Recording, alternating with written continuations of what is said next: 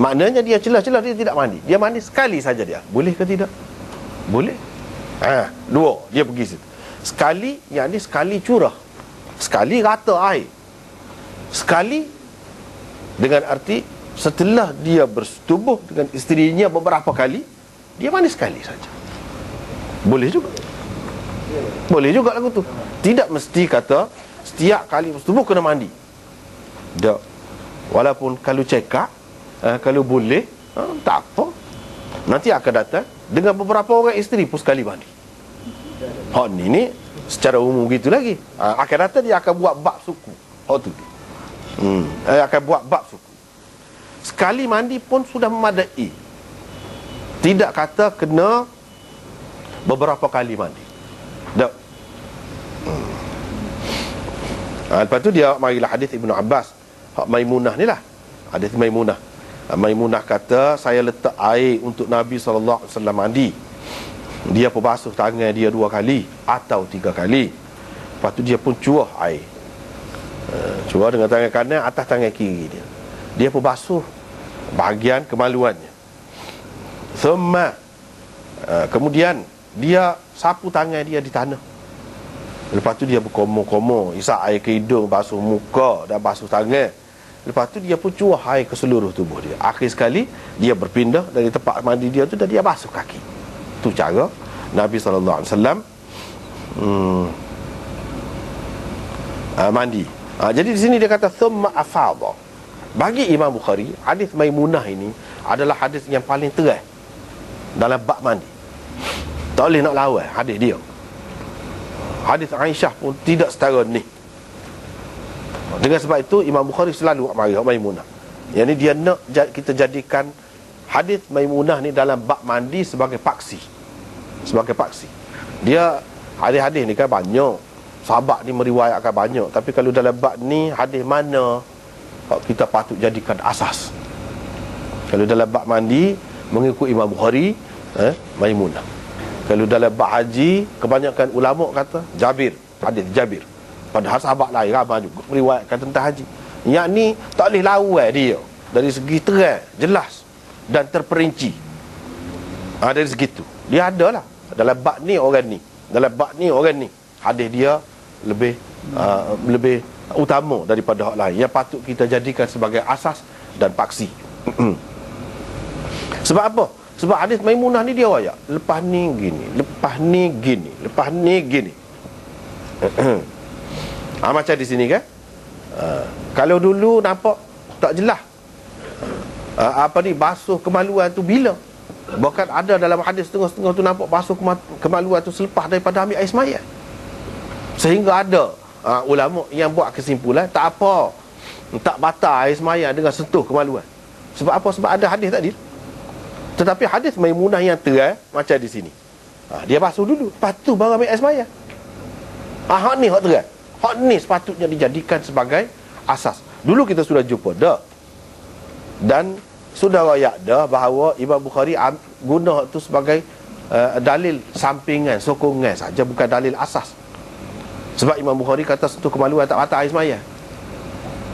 Dia guna juga hadis tu tapi sampingan. Sebab dia pun tahu hadis Maimunah ni sebut basuh kemaluan dulu, lepas tu ambil air sembahyang. Hak ni hak lebih detail, hak lebih jelas. Dan hak ni lah kena jadikan asas. Jadi bagi orang yang mengatakan tak boleh kita jadikan dalil hak ni untuk kata tak batal air sembahyang apabila menyentuh zakat, tak boleh buat dalil. Sebab apa? Sebab basuh kemaluan tu dulu. Lepas tu dia sebut basuh tangan tu berapa kali. Berapa kali? Dia sebut lepas ni, lepas ni, lepas ni. Dia sebut thumma. Adapun hak sebut dengan kata kemaluan basuh dulu, kemaluan kemudian ambil air sembahyang dulu, itu dia sebut dengan waw. Kita sudah bicara dah dulu. Kena ingat semula waktu tu. Ni dia sebut thumma, lepas tu jelas menunjukkan tertib. Tertib ni jelas dalam hadis Maimunah. Hak Imam Bukhari nak sebenarnya thumma afadha, kemudian beliau melimpahkan air ke seluruh tubuhnya. Dia sebut melimpahkan air. Berapa kali? Tadi dia kata dia basuh tangan dia 2 kali atau 3 kali. Dia sebut kali-kali. Tapi di sini dia tak sebut. Bila tidak sebut, Perbuatan itu ada dilakukan oleh Nabi SAW. Sekurang-kurang perbuatan yang dilakukan ialah sekali. Sekurang-kurang sekali. Situlah Imam Bukhari kata sekali tu. Hak wajibnya sekali. Sudah memadai iddah dengan hak wajib tu. Lepas tu, kalau nak lebih itu soal lain. Itu soal lain. Nabi SAW telah curah air afadha ala jasadihi. Dia tidak kata salah samarat 3 kali. Tak ada kata. Bila tak ada kata, kita kena balik kepada sekurang-kurang. Sekurang-kurang jangka apa dia? Sekali. Hak tu Imam Bukhari nak. Lepas tu dia pun beralih daripada tempat dia. Beralih daripada tempat dia, lari daripada tempat dia. Lepas tu basuh kaki. Basuh kaki. Yang ni basuh kaki sebagai menyempurnakan air semaya. Air semaya tadi tak sudah lagi. Tak sudah lagi. Dia tidak bersudah. Hak basuh kaki tu ke dia. Daripada sinilah Imam Bukhari dulu buat dah tajuknya. Dia kata mualat, berturut-turut basuh tu tidak wajib. Tidak wajib. Tapi Imam Malik kata wajib. Tak boleh. Imam Bukhari kata tak apa. Kalau mualat ni lagu mana? Berterusan. Kira-kiranya anggota yang sebelum itu tak kering lagi. Syafi'i pun mualat. Kena mualat. Tidak kering lagi. Lepas tu basuh yang kedua. Itu mualat. Kalau sudah kering dah kira-kiranya, ataupun tak kering pun dalam masa tu lah, selama tu kira-kira kering. Kira-kira kering dah. Itu orang panggil tak ada mualat.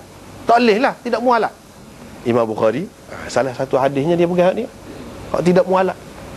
Sebab dia tidak basuh kaki sah. Lepas tu orang lain kata dah, wah tidak basuh kaki pun lama kau dapat kau dia semetar ni sekali je. Ini mandi. Tak lah mandi, tapi tak ada kering lah maksudnya. Tak ada kering. Gitu. Hak nak mualak yang lebih molek lagi, jangan dipisahkan dengan benda lain. Ni dipisahkan dengan mandi pula. Sebab perkara Imam Bukhari kata itu atas orang. Kalau nak mandi rengkah memanglah semetar. Tapi kalau mandi lama, tak boleh ke dia nak turut Nabi? Boleh. Kalau mandi lama, kira-kiranya dalam masa tu nya dah kering lah.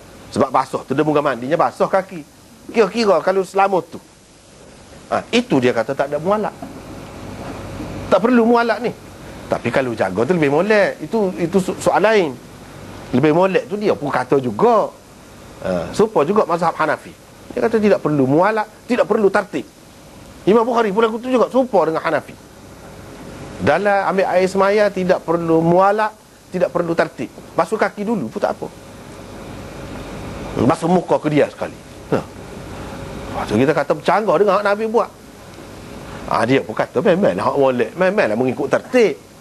Nak rayaknya sah. Kalau Syafi'i ni Ahmad ke apa ni tak sah.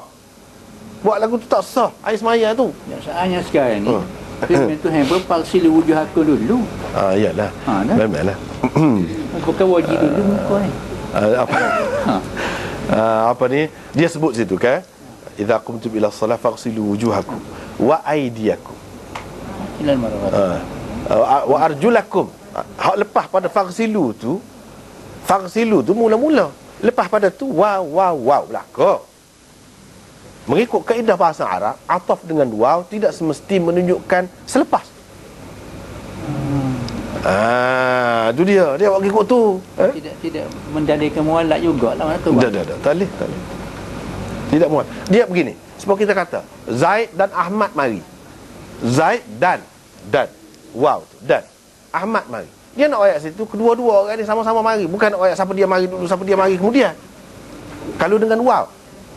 Kalau kita kata lalu, baru Zaid mari, lalu Ahmad mari. Itu menunjukkan Zaid mari dulu, lepas tu baru Ahmad. Tapi kalau wow, tak. Cuba kita tengok ayat tu. Ayat tu dia sebut dengan wow. Dia kata bila dengan wow, tak mesti tertib. Lepas tu dah sebut lagu, mana nak sebut lagu mana? Takkan nak sebut bonok pak sekali dah. Mestilah dia ada sebut tertib tu. Tertib tu tertib pada sebutan, bukan tertib pada perbuatan, kata dia. Tu. Itu masalah khilaf lah. Tapi kalau Imam Ahmad, Imam Syafi'i tak sah air semaya. Sini bukan tak ada tertib, sini ada tertib. Cuma mualak tak ada. Mualak tak ada.